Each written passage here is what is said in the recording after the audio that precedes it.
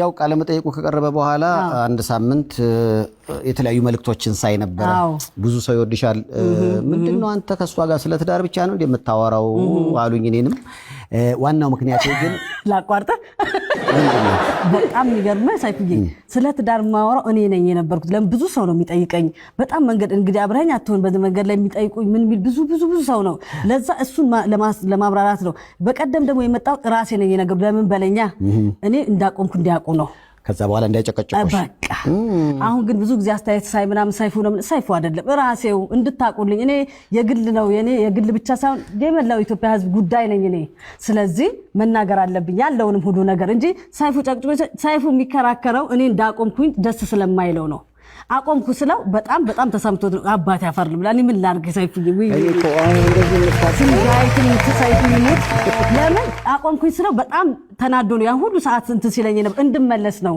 እናንተ ግን ሳይፉ ስለ ትዳር ስለምናም የሚወደኝ ሰው ስለሆነ ወንድሜ ስለሆነ እንዳገባ ስለምፈልግ እኔ ነኝ ደግሞ አቆምኩኝ አልኩት ጭቅጭቁ ስለመረረኝ ለተመልካቹና ላንቺ ልንገርሽ ምክንያቱም ቤት በመጣውበት አጋጣሚ ነፍሳቸውን ይማርና ወላጅ እናትሽ አደራህን እንደ ታናሽ የታይተ እቺ ልጅ አግብታ ሰርጓን ለማየት አብቃልኝ ስላሉኝ አደራ ስላለብኝ ነው እና አሁንም ቢሆን አልተው አሁንም አለብህ ሳይፉዬ ከተሳካ ውሳኔው ያንቺ ቢሆንም እንደ ታናሽ እህት መጎተጎት ግዴታ ነው እንደ ታናሽ እህት ነገር ግን እኔም ደግሞ ሳይፉዬ የሚሆነውን ነገር እዚህ መጥቼ ለሁሉም ነው የምናገረው ብቻዬን እዛ ሆኜ እንዲህ ነው አይደለም ባገባም እዚህ ነው ቀለበት ባረግም እዚህ ነው እናገራለሁ አሰማለሁ ብቻዬን ዝም ብዬ ቁጭ አልልም የብዙ ሰው ጉዳይ ነኛ ሳይፉዬ ብዙ ሰው ማወቅ ይፈልጋል ስለኔ ስለዚህ ለምን ስለ ትዳር አወራሽም አሁንም አወራለሁ እስክጋባ ድረስ ካገባሁም በኋላ ስለ ባሌ ሁኔታ አወራለሁ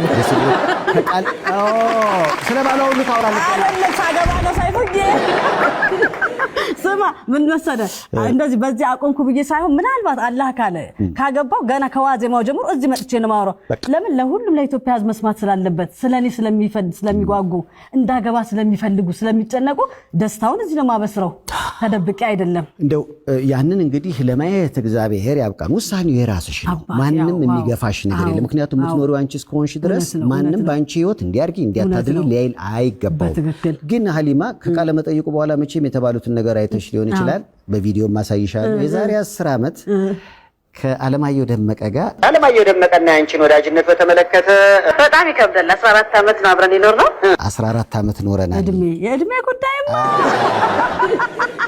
ሳይፉዬ 50 ከሆንኩልህ በለጥሽ እንዴ ሰባ ስንዳይት ሞት 49 አረተው የእድሜው ማተው ኢላሂ ያ ረህማን እንኳን በዚህ ደረጃ ባደረሰ 50 በደረስኩኝ እርጅና እኮ ጥሩ ነው እንዴ ሳይፉዬ 50 ስለሆንኩ ደስ ነው እንጂ አይደለም ግን መሰለ የእድሜውን ደሞ ድንገር በጣም ብዙ ስለተጨነቁ እኔ እድሜ መሰለ ምን እንደሆነ ድንገር ከ30 ሊያንስ ይችላል ምክንያቱም አባቴ በፊት ያኔ ኤርትራ ምናምን አባቴ ኤርትራዊ ነው በነበረበት ሰዓት ላይ ውጡ ተብለን ነበር ከዛ በኋላ አይ ከዚህ ውጪ ነው ተብሎ ውጪ ለመሄድ የሁላችንም እድሜ ቀነሰ በቀበሌ ማለት ነው የሁላችንም ቀበሌ እድሜ ተቀነሰና ከዛ በኋላ እኛም ቀረን እድሜውን በዛው ሄደ እኛ በፊት በተቀነሰልን እድሜ በተጨመረልን እድሜ ነው ያወራን የነበረው ስለዚህ ከዛ በፊት የነበረው እንደዛም አልነበረ ስለዚህ አሁን ለምሳሌ 1997 አልበም ካወጣሽ 1997 አልበም ካወጣሽ ከዛ በኋላ ያለው እድሜ እንኳን ቢሰላ በስንት አመትሽ ነው አልበም ያወጣሽው ሊባል እኔ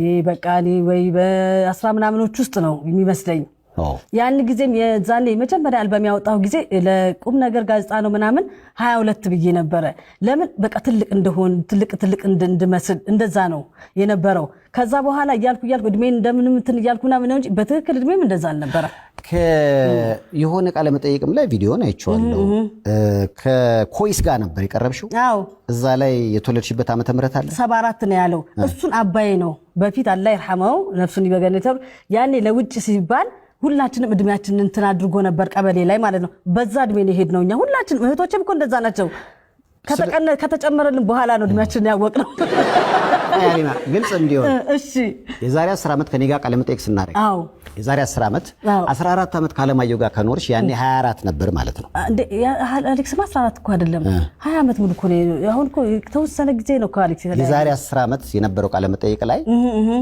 እኔ ጋር ስናወራ ያኔ 14 ዓመት አብረን ኖርን ይላል። ምናልባት ያኔ ቁጥር ስትቆጥር አይደለም 14 አልነበርም ያኔ በጣም ገና ነበርን። አሁን በቃ ከተገናኘን ጊዜ ጀምሮ እስከ 20 ዓመት ሞልቶናል። ሀቅ ለመናገር አልበሙ 20 ዓመት ሞልቶታል። ገብቶሃል? ከዛ ጀምሮ ነው ከመጀመሪያው ከአልበሙ 20 ዓመት ከሞላው አልበሙ አሁን 15 ስንጨምርበት 35 ይመጣል። ስለዚህ በ15 ዓመትሽ ነው አልበም ያወጣሽው? እንዲሁን ይሆናል እኔ አላቅም። በጣም ትንሽ ነበርኩኝ ሰይፉዬ። ስንዳይ ትሙት የእድሜ ጉዳይ እና አባይ እንደዛ አድርገው ጨምረው ምናምን ስላል በዛው መሰረት ስለሄድኩ ነው እንጂ እንደዛ ሁኔታ ላይ ቆይ ካለህበትን አይተዋል ካለህበት እና እዛ ላይ አላየኸኝም? ካለህበት የመጀመሪያው ስራሽ ነው እና እዛ ላይ አላየኸኝም? እንዴት አይነት በዛ እኮ ይታወቃል።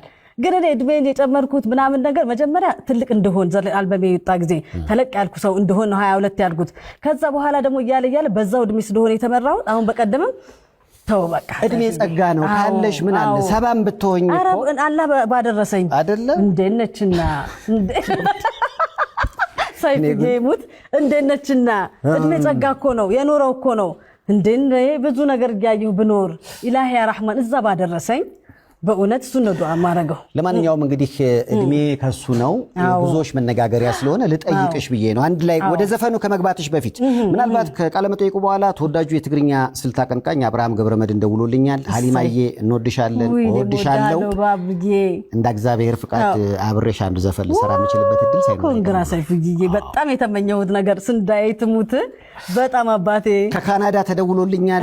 ገመቹ በጣም ተወዳጅ የሆነ እንግዲህ ብዙ ዘፋኞችን በካናዳ በመውሰድ የሙዚቃ ስራቸውን ያቀርባሉ።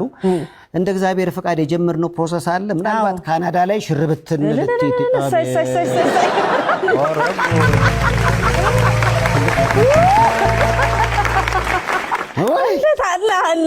አይታወቅም። ሰርጉ ካናዳ ላይ ኦታዋ ሆነ ሰርጉ። እኔም መምጫ ምክንያት አገኘሁ። እንደግሳለን ዝም በል ሰይፉዬ። ከዛ ደግሞ ስመጣር ከዋዜማው ጀምሮ ነው ወይ ሰይፉዬ ዝም ማለት ነው። ወይ ጉድ! አንተም ደግሞ ዝም እንዳትጨቅጭቀኝ እጣ ክፍል ሰው እንዲያለኝ ብለህ እንዳትተው። ሀሊማን በትዳር በጣም እያጣደፋት አላጣደፍከኝም። እንዳገበልህ ነው አይደለ? ፋታ ትስጠኝ ጨቅጭቀኝ። ስለዚህ አሁን አይታወቅም። ካናዳ ሄዳ ጨሳ አቧራው ጨሰ ሳይሆን በረዶ ጨሰው ሊሆን ይችላል። በረዶ ላይ እንግዲህ አንዳንዱ ነገር ስለምነግርህ ሰይፉዬ ከዛም ጀምሮ እናወራዋለን። ለህዝብ መድረስ አለበት። ለኔ የሚጨነቁ ብዙ አሉ እኮ ሰይፉዬ። እንደ ታናሽቴ ነው የማይሽ። ያንቺ ደስታ የኔ ደስታ ነው። ስለዚህ በእርግጠኝነት በልስቲንም ወዳችሁላታል። እንግዲህ የቤተሰብ አደራ ስላለብኝ ነው ትንሽ ይሄን በማድረግ የቅር ያላችሁ ካላችሁ እንዳታቆም ከኔ ጋር የምትጣለው ለመሰለህ የእናቴ አደራ አለብህ። የኔም ደግሞ በጣም እንዳገባ ወልድ ጉጉት ስላለብህ ሰው ሰይፉ ለትዳር ስለ ትዳር ብዙ ይጠይቃታል ተብሎ እንዳልቀየም እንዳታቆም። ገፋፋኝ እንማገባለህ ከመስኮን ገፋፋኝ ነገር ያለ ሰይፉ ገፋፋ ብቻ ገፋፉልኝ ሰይፉ ገፋፉልኝ እንዳቆም አልፈልግም። ስለዚህ ገፋፋኛ እንደነች አሁን የሆነ ጉዳይ የሚጀብ መጣ ስለ ትዳር እንዳታቆም እስካገባ ድረስ ነገር ያለ ሰይፉ ዛሬ እንዲህ ድምቅ ብለሻል። እንደው አመስግኛቸው እስኪ እንዲህ ላሳመሩሽ ቲጂ ያገር ልብሳት እንደዚህ ድምቅ ያረጋችኝ ሰይፉዬ። በዚህ ላይ ደግሞ እንግዲህ በናሆም ሪከርድ በጣም ተባባሪ ነው። በታይና ናሆም ሪከርድ ኤልያስ እጅግ በጣም በቃ ይሄን ትግርኛ ስንሰራ እንዴት እንደሆነ ምን ነገር ነው የሆነ ነገር ልስራ ካልኩት እሺ ነው የሚለኝ። ምንም ፕሮግራም አይደለም የለም። ስለዚህ ባለበት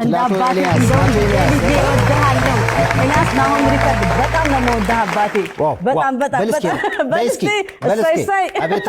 አቤት ናሆም ሪከርድ ውስጥ ላይ ገብታችሁ እስኪ ይላል ሀሊማ አብዱራህማን ለስንብት በልስቲ ከሰይፉ በኢቢኤስ ያው